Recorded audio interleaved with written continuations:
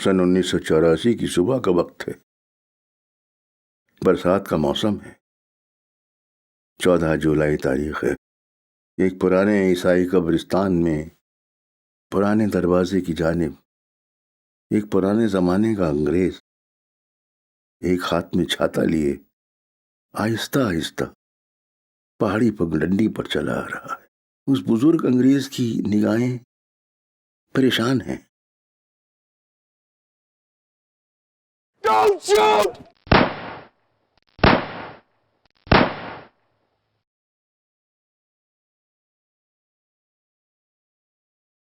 तुम मेरे पास रहो, मेरे कातिल, मेरे दिलदार, मेरे पास रहो। जिस घड़ी रात चले, जिस घड़ी रात चले, आसमानों का लहू पी के सया रात चले।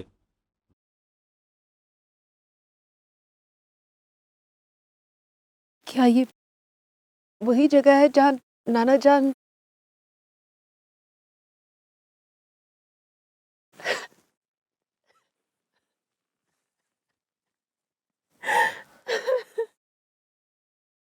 मुझे माफ कर दीजिए दादा जान, मुझे माफ कर दीजिए। बेटी, क्या तुमने तुमने मुझे माफ कर दिया? दादा जान,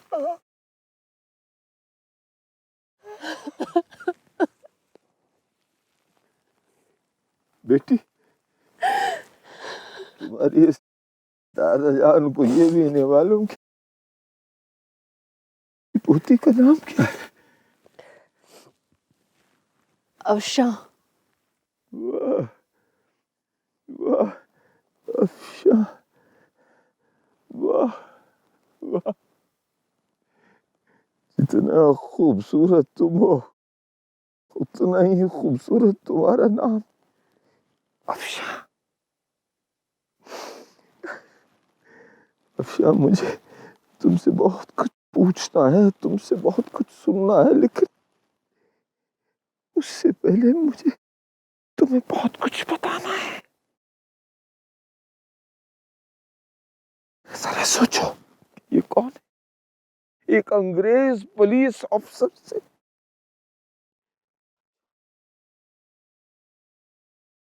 वो अंग्रेज पुलिस अफसर जिसने इनको गोली मार दी थी, उससे मुझे पता चला कि ये कोई अजनबी नहीं है, ये शकुफ्ता का शौहर है, तुम्हारे नाना जी। और आपके माइकल के होने वाले ससुर। मेरे माइकल के होने वाले ससुर।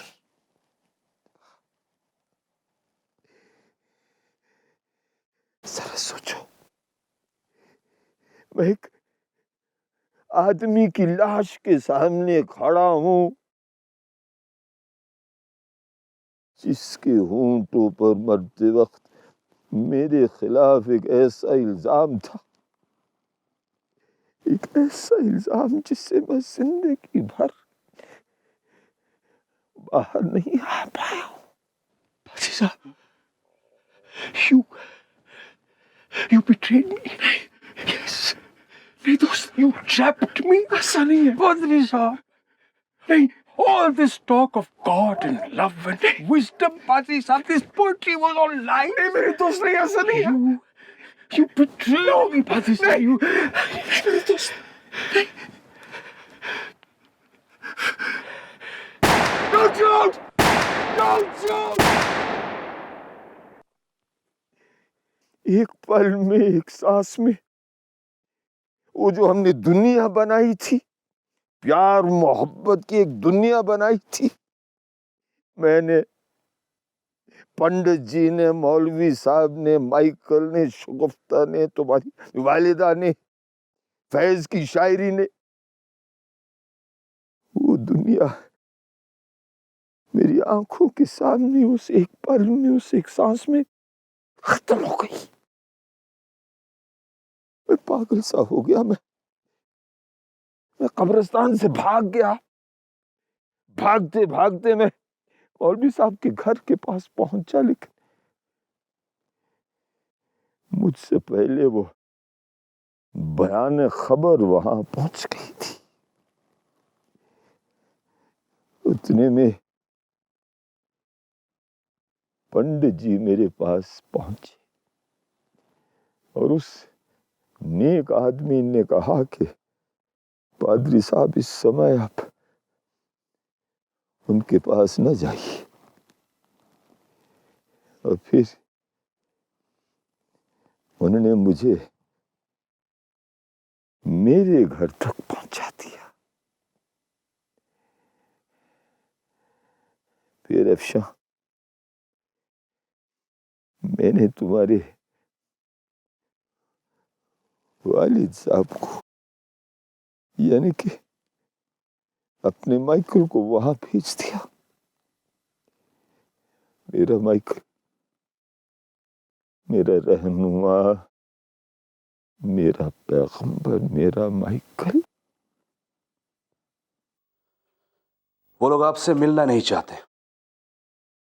और क्यों मिलना चाहेंगे? आपकी वजह से आज किसी के घर में अंधेरा छा गया, किसी का शौहर मर गया, किसी का बाप मर गया। माइकल, खुदावन जान। मेरे सामने खुदावन का नाम मत लीजिए। जब मां मरने वाली थी तो इसी खुदावन की सेवा करने के लिए आपने उन्हें अकेला छोड़ा, मरने के लिए, और उन्हें मरने दिया। ऐसा नहीं है भाई। ऐसा ही है डैड। आप यहां हिंदुस्तान में रहते हैं अपने खुदावन की सेवा करने के लिए, इसलिए नहीं कि आपको यहां के लोगों से प्यार है, इस वतन से प्यार है। और इसीलिए आज सुबह आपके सामने एक शरीफ आदमी का खून हुआ और आप कुछ नहीं कर पाए। और इसीलिए बाजार में सारे अंग्रेज आपके गुण गा रहे हैं और सारे हिंदुस्तानी आपसे नफरत करते हैं। माइकल, ये सच नहीं है। यही सच है डैड। मुझे यहां रहने के लिए खुदावंद का बहाना नहीं चाहिए,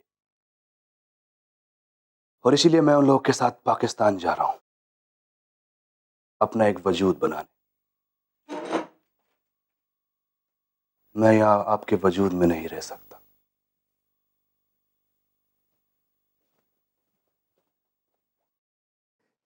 उस वक्त अगर मैं मर जाता तो अच्छा होता, लेकिन वाह वाह, खुदावंद भी क्या चीज है। उस वक्त अफशा, उसने वो वादा याद दिलाया जो मैंने इदराक से किया था।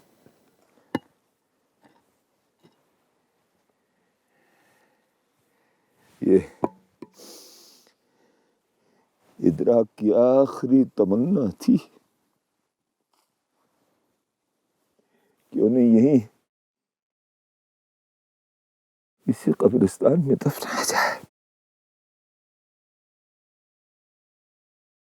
मैं बस उनकी तमन्ना को पूरा कर रहा हूं। मैं और क्या कर सकता हूं? मैं और क्या कर सकता हूं?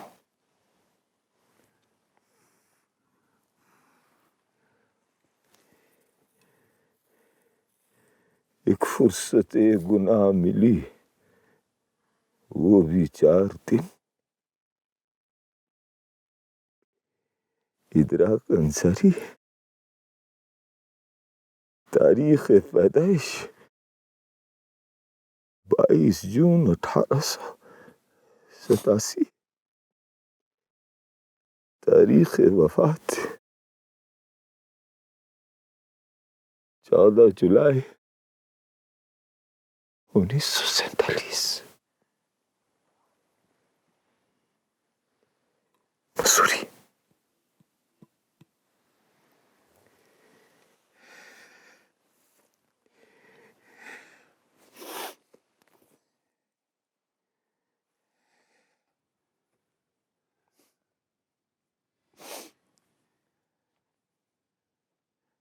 आखिर कुछ तो फायदा हुआ पादरी होने का। पादरी साहब, परवरदिगार पर भरोसा मत तोड़िएगा। मैं कैसे भरोसा रखूं पंडित जी, मैं कैसे भरोसा रखूं? इस सब के बाद मैं कैसे भरोसा रखूं? दोस्त, समय उसी के हाथ में है और समय बहुत बड़ा चारागर है।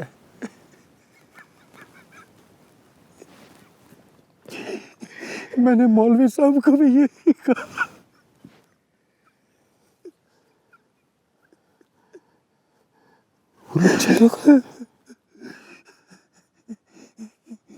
चले गए।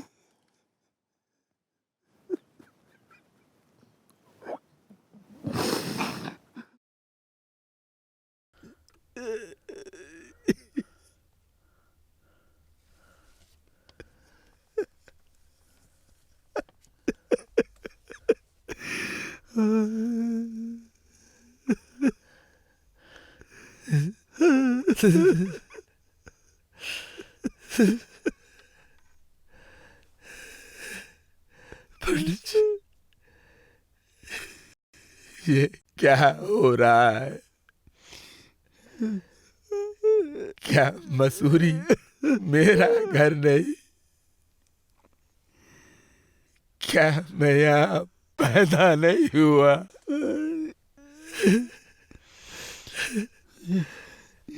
क्या हम दोनों सामने स्कूल में एक साथ पढ़ने नहीं जाते थे? क्या यहाँ नीचे मैदान में हम दोनों एक साथ फुटबॉल नहीं खेला करते थे? पंडित जी,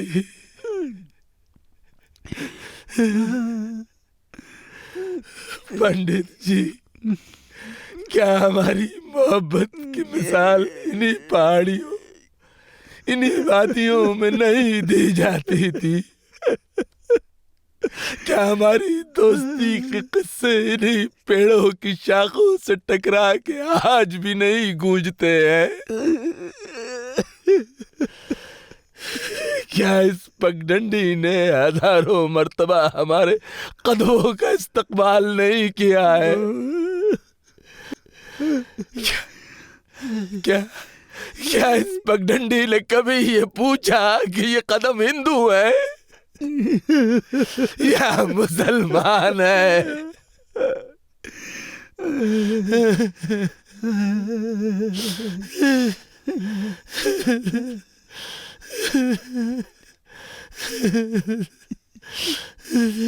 पंडित जी, अब मैं क्या करूं?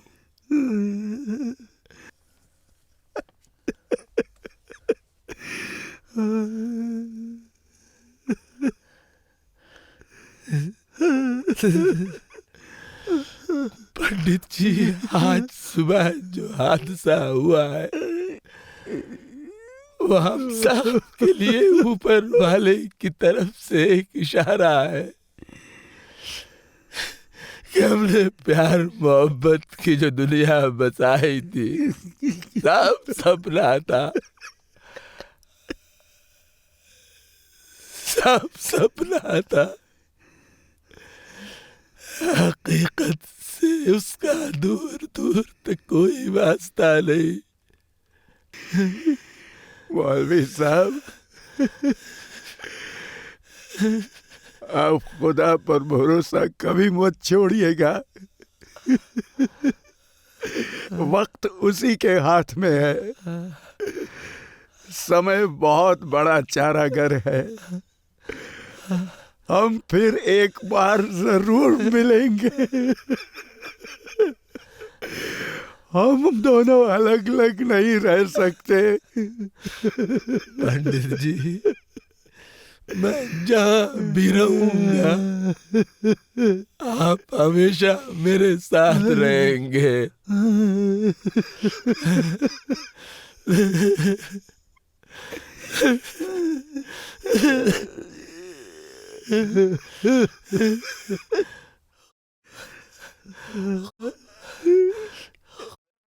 खुदा हाफिज खुदा हाफिज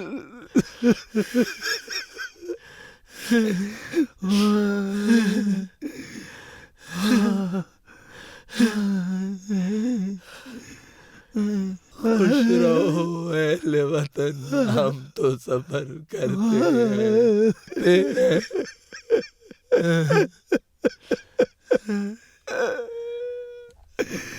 खुश रहो अहले वतन, हम तो सफर करते हैं। हम तो सफर करते हैं।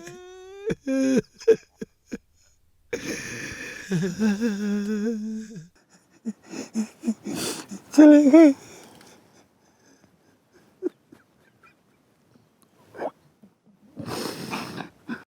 Long years ago, we made a tryst with destiny, and now the time comes when we shall redeem our pledge, not wholly or in full measure, but very substantially.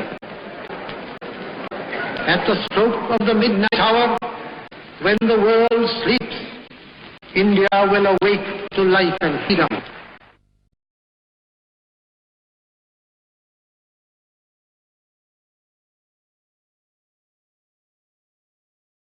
Long years ago, we made a tryst with destiny, and now the time comes when we shall redeem our pledge, not wholly or in full measure, but very substantially. At the stroke of the midnight hour, when the world sleeps, India will awake to life and freedom.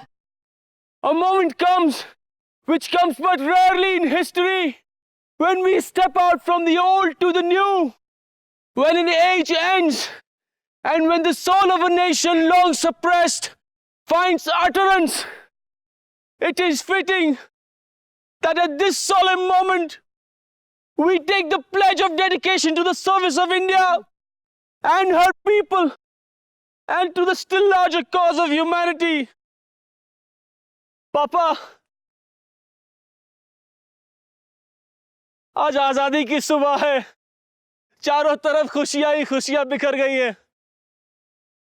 आपको पता है, पंडित जी ने जो कल रात को तकरीर दी थी असेंबली में, मैंने उसे रात भर रेडियो पर सुना और उसे सीखा है। At the dawn of history, India started on her unending quest, and trackless centuries are filled with her striving, and the grandeur of her successes and her failures. Through good and ill fortune alike, she has never lost sight of that quest or forgotten the ideals which gave her strength. We end today a period of ill fortune, and India discovers herself again. The achievement we celebrate today is but a step, an opening of opportunity. And so also is disaster in this one world that can no longer be split into isolated fragments. To the people of India, whose representatives we are, we make an appeal to join us with faith and confidence in this great adventure. This is no time for petty or destructive criticism, no time for ill will or blaming others. We have to build the noble mansion of free India where all her children may dwell. The appointed day has come.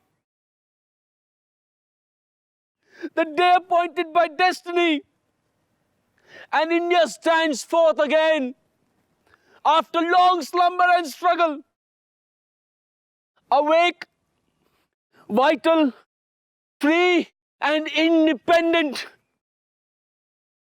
The past clings on to us still in some measure, and we have to do much before we redeem all the pledges we have so often taken. Yet, the turning point is past, and history begins anew for us. The history that we shall live and act, and others will write about. It is a fateful moment for us in India, for all Asia, and for the world. A new star rises the star of freedom in the east, a new hope comes into being, a vision long cherished materializes. May the star never set and that hope never be betrayed. But freedom brings responsibilities and burdens, and we have to face them in the spirit of a free and disciplined people. On this day, our first thoughts go to the architect of this freedom, the father of our nation, who, embodying the old spirit of India, held aloft the torch of freedom and lighted up the darkness that surrounded us. We shall never allow that torch of freedom to be blown out, however high the wind or stormy the tempest.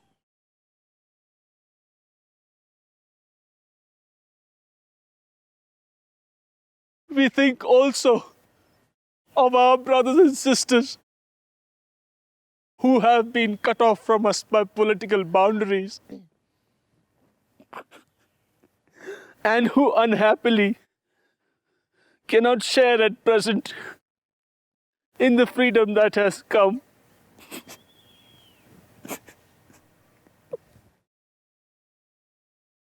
They are of us and will remain of us, whatever may happen. And we shall be sharers in their good and ill fortune alike.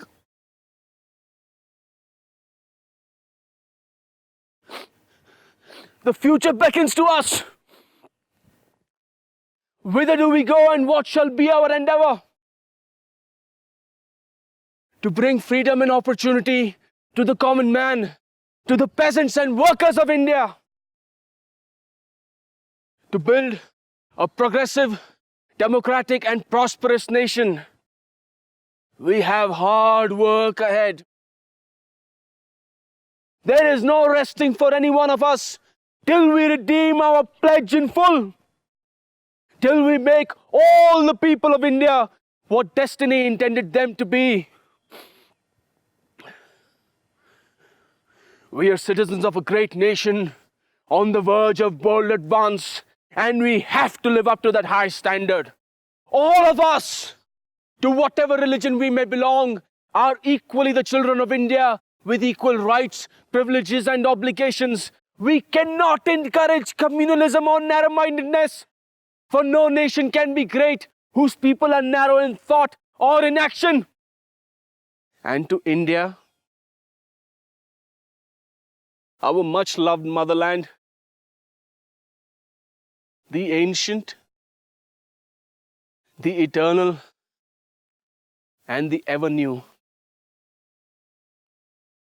we pay our reverent homage and bind ourselves afresh to her service. जय हिंद!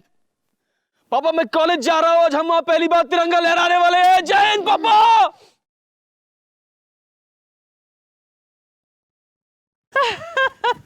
जीते रहो बेटा, जीते रहो।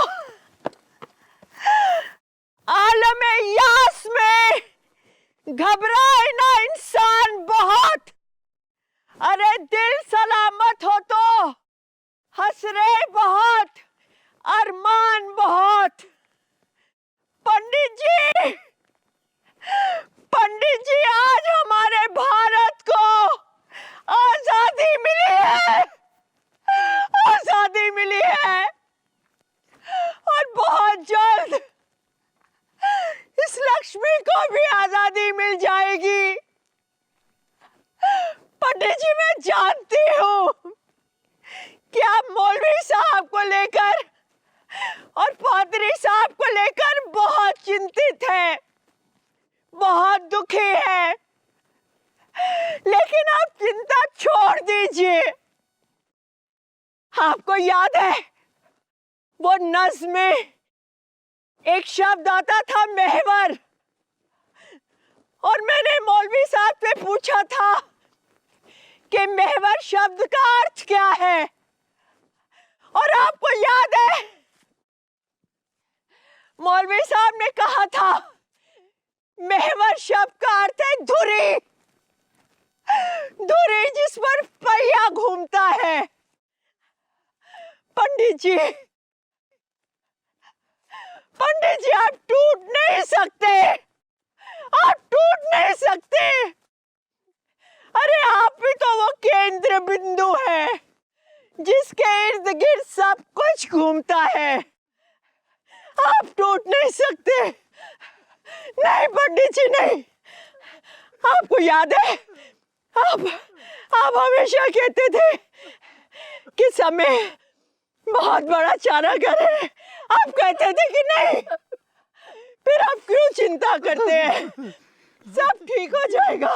नहीं नहीं पंडित जी नहीं, नहीं नहीं, सब ठीक हो जाएगा, सब ठीक हो जाएगा। हमारा भारत आजाद हो गया है, हमारा भारत आजाद हो गया है। की देख के दिया कबीरा रोए, दो पाटन के बीच में साबत बचाना को। पत्ता टूटा। पंडित जी आप अपने बेटों से कहिएगा यहाँ पे जरूर खेलने हैं। पंडित जी चाय पी लो। उन दोनों को तो आने दो। ठीक है। अब के बिछड़े कब मिले, दूर पड़ेंगे जाए। पंडित जी आप टूट नहीं सकते, आप टूट नहीं सकते। जो समय हम लोगों ने एक साथ बिताया उसमें बहुत शिफा है। उस सफर का नतीजा तो तुम हो। कहीं तो जाके रुकेगा सफीनाए गमे दिल। पत्र हिंदी में होता है, खत उर्दू में होता है।